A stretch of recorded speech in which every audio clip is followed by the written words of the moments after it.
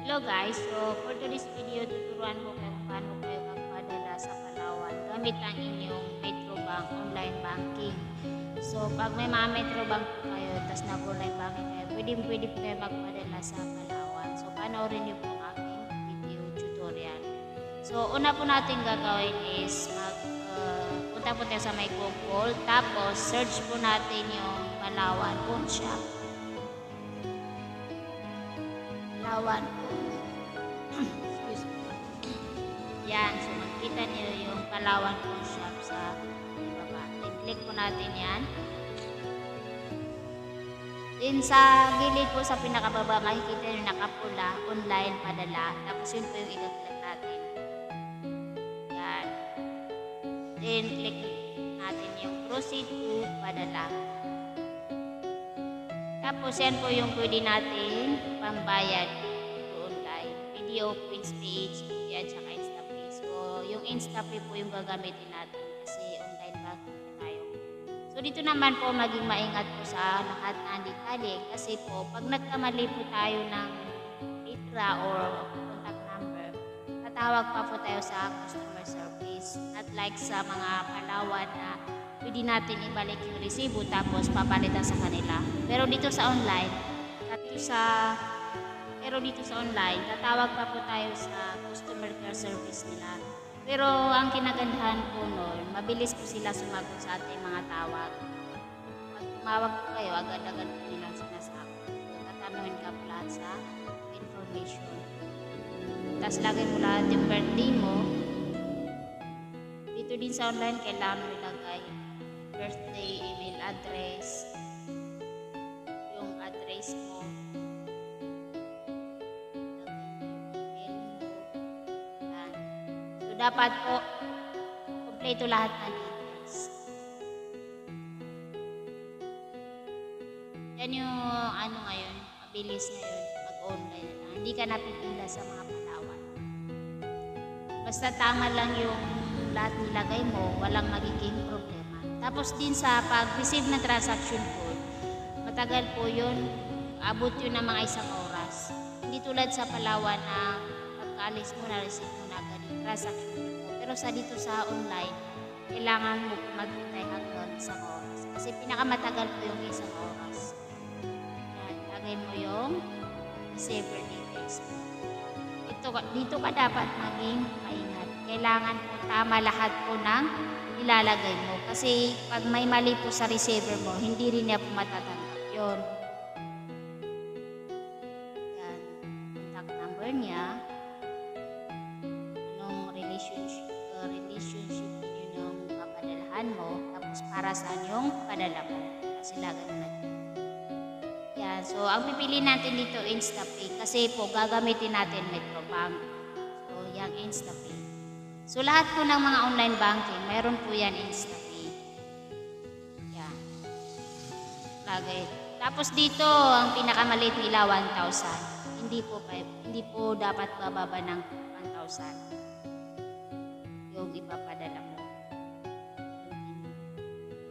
Yan. Yan. So, i-review mo po lahat bago mo siya i-send. Yan. Sender, tapos yung receiver details po.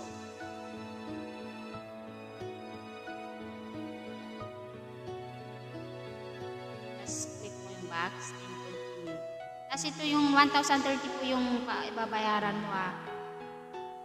Yan, so para mapadala niyo yung pera, nandito po sa details po. So kailangan daw mag-login tayo sa ating mobile banking. Tapos po, click natin yung InstaPay. So, dito natin ipapadala sa Video Unibank. Ito po yung account nila. So, isulat mo po lahat yan. Yung account number nila at saka yung account name po nila. Ayan. Lagin po tayo sa ating Metrobank.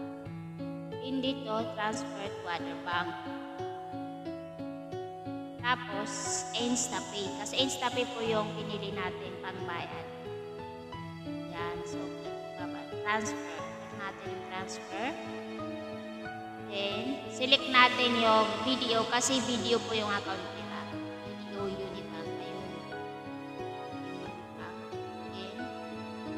account number, dapat isulat po natin yan na huwag niyo pa akong gayahin kasi hindi ko po siya sinulat noong magpadala ako.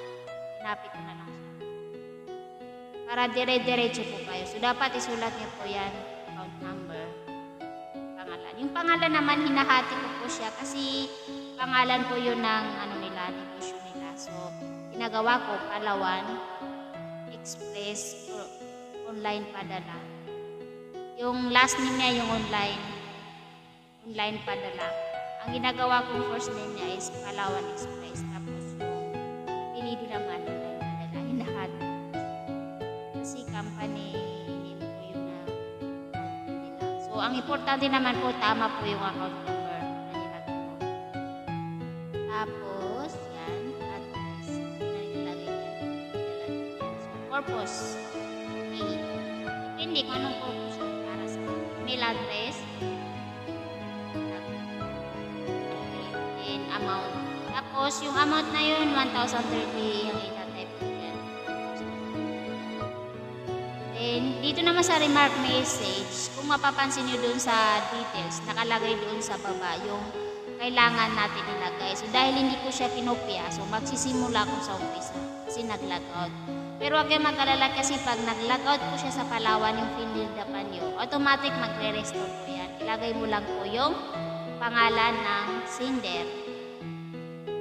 Yan. Eh, mamaya magre-restore yan. So, babalik tayo dun sa ginawa natin.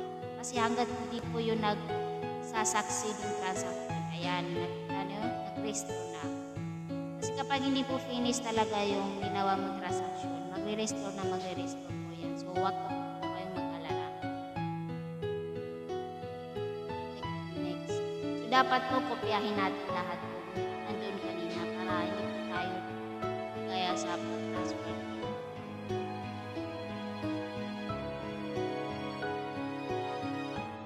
Kaya na po yung ilalagay natin sa remark message, nakanot naman siya. So, ikakopy lang natin. So, dapat po kanina kinopya niyo po yun para hindi na po kayo bumalik ulit sa website ng Palawan. So, ilalagay natin yun dyan. Yes. So, yun lang po yung sabihin ko sa inyo, i-copy niyo po lahat. Huwag niyo po gagayahin itong ko kasi hindi ko po siya kinopya. So, yan, makaka-receive kayo ng one-time password. Successfully. So, anong gagawin niyo? Babalik po tayo sa Palawan. So, yung reference po nun, hindi po yun ang ilalagay natin doon sa Palawan. Babalik tayo dito. Babalik po tayo dito sa Palawan page. So, nakalagay naman dito, after completing your payment, return to this page and input the last 5 digit of your account number. Yung 5 digit, yung pinakahuling 5 digit na account number na ginamit nyo sa pagbabayad. For example, yung Metrobank nyo, yung account number niya, yung 5 pinaka-last na digit, yun yung ilalagay natin dito para as your reference number. Hindi po yung reference ng padala. Yung reference po natin is yung 5 last digit ng account natin na ginamit pambayad. Yan. Continue lang natin. Tapos makaka-receive po kayo ng verification sa Palawan.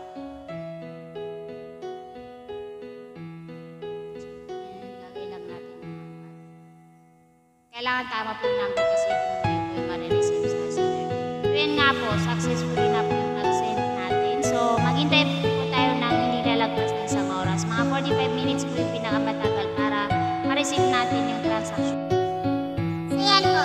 So, kung mapapansin niyo po na receive ko yung OTP ng Palawan 127 So, na-receive ko po yung transaction po ng 2:25 PM. So, ibig sabihin po, mga 45 minutes po yung natanong at bago ko ma-receive yung transaction po. So, nandyan din po sa